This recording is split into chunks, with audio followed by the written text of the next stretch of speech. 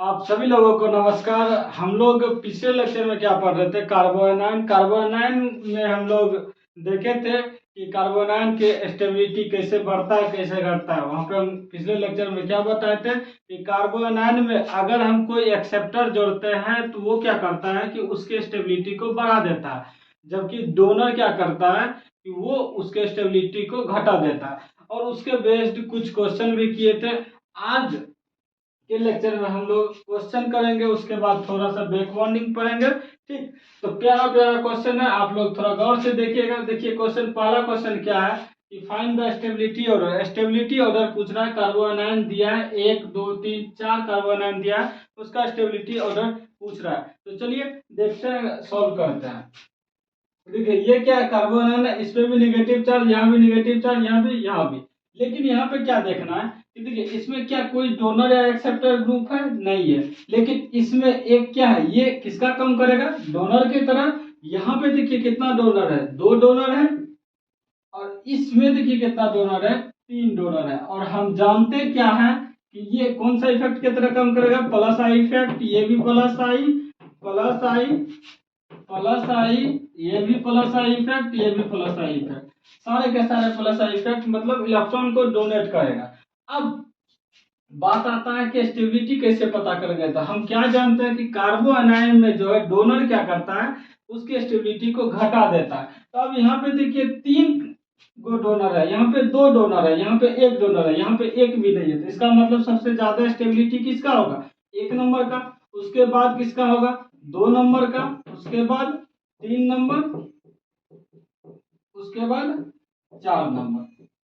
इसका मतलब हम क्या समझे कि एल्काइल एल्काइल कार्बोनाइन में जो है, अगर प्राइमरी प्राइमरी कार्बोनाइन का स्टेबिलिटी जो है सबसे ज्यादा होता है, उसके बाद सेकेंडरी कार्बोनाइन का स्टेबिलिटी ज्यादा होता है, उसके बाद टर्सरी कार्बोनाइन का स्टेबिलिटी ज्यादा होता है। जबकि हम लोग जब कार्बोकैटायन पढ़ रहे थे तो वहां पे क्या देख रहे थे कि टर्सरी कार्बोकैटायन का स्टेबिलिटी ज्यादा हो रहा था, सेकेंडरी का कम हो रहा था, प्राइमरी का उससे भी कम हो रहा था। लेकिन यहाँ जस्ट उसके उल्टा है। मतलब कि अगर कार्बोनाइन आप जानते हैं तो कार्बोकैटायन भी बना लीजिएगा, उसके स्टेबिलिटी को निकाल लीजिएगा। चलिए एक और क्वेश्चन है, इसको भी अच्छे से देखते हैं। क्वेश्चन को देखिए, यहाँ भी आपको स्टेबिलिटी ही पूछ रहा है, स्टेबिलिटी ऑर्डर। यहाँ देखिए बेंजीन है, CH2 है, इस पे नेगेटिव चार्ज है, मतलब कार्बोनाइन, सारे के सारे कार्बोनाइन है, उसका स्टेबिलिटी पता करना। लेकिन देखिए हमें अगर स्टेबिलिटी देखना हो कार्बोनाइन में, तो ये सब में जो डिफरेंट है वो देखेंगे, जो सब में सेम है उसके उसे नहीं देखेंगे।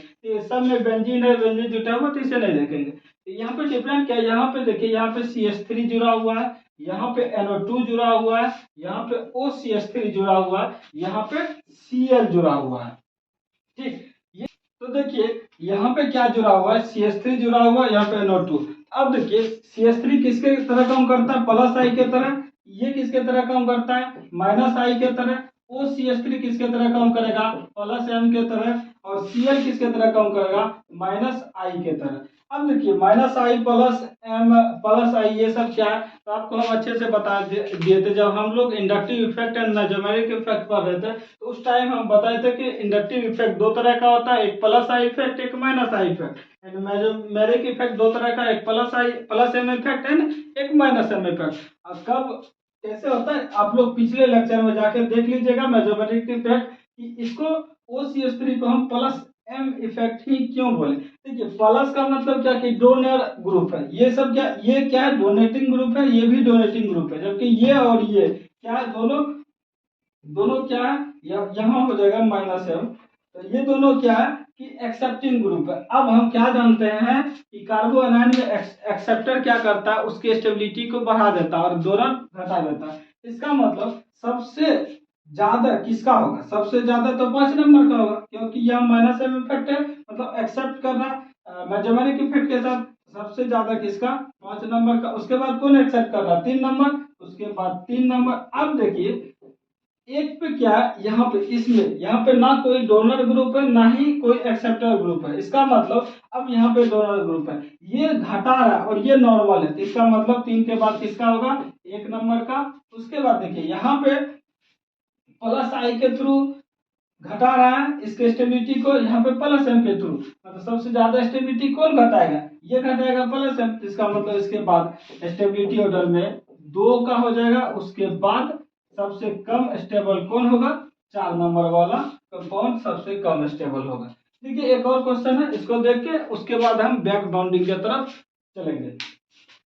ये क्वेश्चन क्या है, सेम उसी तरह से। अब यहाँ पे क्या किया, CH2 कार्बोनाइन, कार्बोनाइन में हम बेंजीन जोड़ दिए। यहाँ पे एक बेंजीन जोड़े हैं, यहाँ पे 2 बेंजीन जोड़े हैं, यहाँ पे 3 बेंजीन जोड़े हैं। अब देखिए बेंजीन यहाँ पे किस तरह काम करेगा। अगर यहाँ पे रेजोनेंस होगा तो क्या होगा, कार्बोनाइन पाई कंजुगेशन, कार्बोनाइन और पाई कंजुगेशन। मतलब ये क्या कर रहा है, ये बेंजीन इलेक्ट्रॉन को एक्सेप्ट कर रहा है। ये किसके तरह काम करेगा, -m के तरह। यहाँ पे कितना -m, 2 -m, यहाँ पे कितना -m, 3 -m। मतलब कि इस कंपाउंड में एक एक्सेप्टर ग्रुप जुटा हुआ है, यहाँ पे 2 एक्सेप्टर ग्रुप जुटा हुआ है, यहाँ पे 3 एक्सेप्टर ग्रुप जुटा हुआ है। और हम क्या जानते हैं कि एक्सेप्टर क्या करता है, कार्बोनाइन की स्टेबिलिटी को बढ़ा देता है। इसका मतलब सबसे ज्यादा स्टेबिलिटी किसका होगा, 3 नंबर का, उसके बाद 2 नंबर का, उसके बाद 1 नंबर का। इतनी बात आपको क्लियर है। ठीक, उम्मीद करते हैं कि आपको क्वेश्चन समझ में आ गया होगा। चलिए हम लोग देखते हैं कि बैक बॉन्डिंग कहते हैं किसको है। देखिए सबसे पहले मन में सवाल आ रहा होगा कि आखिर बैक बॉन्डिंग बनता कैसे है। कब जानेंगे कि 2 कंपाउंड के बीच में, 2 एलिमेंट के बीच में बैक बॉन्डिंग बनेगा। देखिए बैक बॉन्डिंग बनने के लिए क्या होता है कि 2 एटम रहेगा, तो एक एटम क्या लिखा हुआ, देखिए बैक बॉन्डिंग बनने के लिए एक एटम के पास वैकेंट डी ऑर्बिटल होना चाहिए एंड दूसरे एटम के पास fulfilled orbital with lone pair के साथ होना चाहिए। मतलब अगर हम आपसे पूछे कि क्या CF3 इसमें कार्बन और फ्लोरीन के बीच में बैक बॉन्डिंग बनता है या नहीं, CF3 में, जैसे कि इसका अगर हम स्ट्रक्चर देखें तो किस तरह हो जाएगा, F F F। अब देखिए यहाँ पे देखिए फ्लोरीन पे क्या होता है, लोन पेयर, 3 लोन पेयर आता है, सब पे 3 लोन पेयर होगा। अब इस कंपाउंड को अगर हम गौर से देखें तो आपको लग रहा होगा कि यहाँ पे कार्बन और फ्लोरीन के बीच में बैक बॉन्डिंग बनेगा। क्यों क्यों, देखिए क्यों, कार्बन क्या है, कार्बन 3 बॉन्ड बना रहा है और 1 लोन पेयर है। इसका मतलब क्या, ये क्या है, फुलफिल ऑर्बिटल है, इसमें अब और कोई भी इलेक्ट्रॉन नहीं जा सकता है। इतना बात आपको क्लियर है। क्यों क्लियर है, क्यों फुलफिल्ड है, क्योंकि देखिए 3 बॉन्ड बना रहा है, 1 लोन पेयर है। किसी भी एटम के ऑर्बिट में कितना इलेक्ट्रॉन होना चाहिए, 8 इलेक्ट्रॉन। तो 8 इलेक्ट्रॉन तो पूर्ण गया, तो इसका मतलब फुलफिल्ड है। अब फ्लोरीन की बात आता है तो फ्लोरीन का दूसरा कंडीशन क्या था कि दूसरे एटम के पास क्या होना चाहिए, वैकेंट डी ऑर्बिटल और लोन पेयर होना चाहिए। देखिए वैकेंट डी ऑर्बिटल क्या हो रहा है, यहाँ पे अगर हम फ्लोरीन की बात करें, फ्लोरीन का एटॉमिक नंबर कितना होता है, 9 होता है। अगर हम इसका इलेक्ट्रॉनिक कॉन्फ़िगरेशन लिखे क्या होता है, 1s2 2s2 2p, कितना होना चाहिए, 9, 4 हो गया, तो यहाँ पे 5। अब क्या 2 में डी ऑर्बिटल होता है, दूसरे कक्षा में डी ऑर्बिटल नहीं होता है। इसका मतलब कि CF3 में वैकेंट डी ऑर्बिटल नहीं है। तो क्या यहाँ पे कार्बन और फ्लोरीन के बीच में बैक बॉन्डिंग बन पाएगा, नहीं बन पाएगा। तो यहाँ पे does not back bonding exist, क्या लिख देंगे, does not back bonding exist. लेकिन यहीं पे अगर हम C-CL3 के बारे में पूछ दें, क्या कर दे, इसके बारे में पूछे क्या कार्बन और क्लोरीन के बीच में बैक बॉन्डिंग बन रहा है या नहीं बन रहा है। तो चलिए देखते हैं। देखिए अगर हम इसका स्ट्रक्चर देखें तो कैसा हो जाएगा, Cl Cl Cl। हम क्या जानते हैं, कार्बन क्या फुलफिल ऑर्बिटल, ये तो फुलफिल, एक कंडीशन तो मैच कर गया।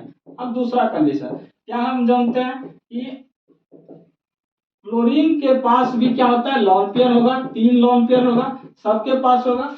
अब देखिए अब क्लोरीन के पास क्या होना चाहिए, वैकेंसी ऑर्बिटल। तो चलिए चेक करते हैं। ठीक है, अगर हम क्लोरीन का इलेक्ट्रॉनिक कॉन्फ़िगरेशन लिखे, क्लोरीन का एटॉमिक नंबर कितना, 17। अगर हम इसका इलेक्ट्रॉनिक कॉन्फ़िगरेशन लिखे तो क्या आ जाएगा, 1s2 2s2 2p6 3s2 3p 3 फिर देखिए 2 2 4 10 2 12 और पुराना कितना है 17, तो यहाँ पे 5 आ जाएगा। लेकिन 3 ऑर्बिटल में डी भी तो होता है, तो 3 में क्या है डी भी, लेकिन ये क्या खाली है, वही तो कह रहा है कि खाली होना चाहिए, एक एटम फुलफिल होना चाहिए, एक में वैकेंट डी ऑर्बिटल होना चाहिए। ये दोनों कंडीशन मैच कर रहा है, इसका मतलब कि CCl के बीच में बैक बॉन्डिंग बनेगा। और आपको ये याद रखना है, जहां भी जिस भी कार्बो एनायन वाले कंपाउंड में बैक बॉन्डिंग बनेगा वो सबसे ज्यादा स्टेबल होगा। तो चलिए इससे आपको एक क्वेश्चन पूछते हैं। अगर हम आपसे एक क्वेश्चन पूछे कि CCF3 फर्स्ट में दे दिया और दूसरा में CCl3 माइनस, दोनों कार्बन है ना, अगर इस दोनों का स्टेबिलिटी पूछे, स्टेबिलिटी ऑर्डर बताइए किसका स्टेबिलिटी ज्यादा होगा किसका स्टेबिलिटी कम होगा, तो आप क्या बोलेंगे कि CCl3 माइनस में क्या बनेगा बैक बॉन्डिंग, इसका मतलब कि CCl3 ज्यादा स्टेबल होगा और CF3 कम स्टेबल होगा। इसको आप वीआई करके लिख लीजिएगा, शायद ये एग्जाम में आ सकता है क्योंकि इंपॉर्टेंट चीज है। इतना बात आपको क्लियर है? फिर एक बार और रिकॉल कर देते हैं। बैक बॉन्डिंग किसको बोलते हैं? बैक बॉन्डिंग हम वैसे इसको बोलेंगे, बैक बॉन्डिंग बनने के लिए एक एटम के पास वैकेंट डी ऑर्बिटल होना चाहिए, दूसरे एटम के पास फुलफिल ऑर्बिटल होना चाहिए और लॉन पेयर भी होना चाहिए। ठीक, तो अब देखिए एक एटम के पास फुलफिल ऑर्बिटल है, लॉन पेयर भी है, यहाँ पे भी लॉन पेयर है, इलेक्ट्रॉन नेगेटिव चार्ज को हम लॉन पेयर मान सकते हैं क्योंकि नेगेटिव चार्ज में भी 2 इलेक्ट्रॉन होता है और लॉन पेयर में भी 2 इलेक्ट्रॉन होता है। तो अब यहाँ पे देखिए फ्लोरीन के पास क्या वैकेंट डी ऑर्बिटल है? नहीं है, तो इसका मतलब कि यहाँ पे बैक बॉन्डिंग नहीं बनेगा। लेकिन अगर CCl3 की बात करें तो यहाँ पे क्लोरीन के पास वैकेंट डी ऑर्बिटल है, इसलिए CCl3 के बीच में कार्बन और क्लोरीन के बीच में क्या बनेगा बैक बॉन्डिंग बनेगा। बैक बॉन्डिंग बनने के कारण ये कार्बन आयन जो है ज्यादा स्टेबल हो जाएगा, इसलिए CCl3 माइनस ज्यादा स्टेबल होता है CCl4 से।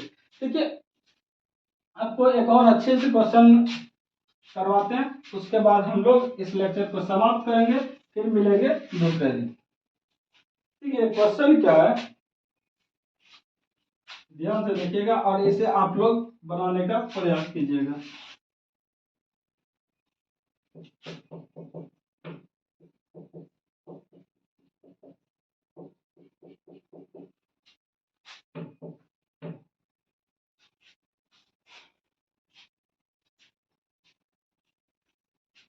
दूसरा में ये है,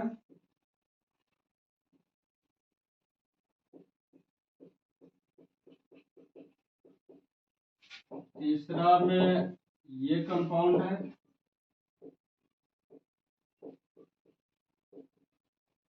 और चौथा में ये है।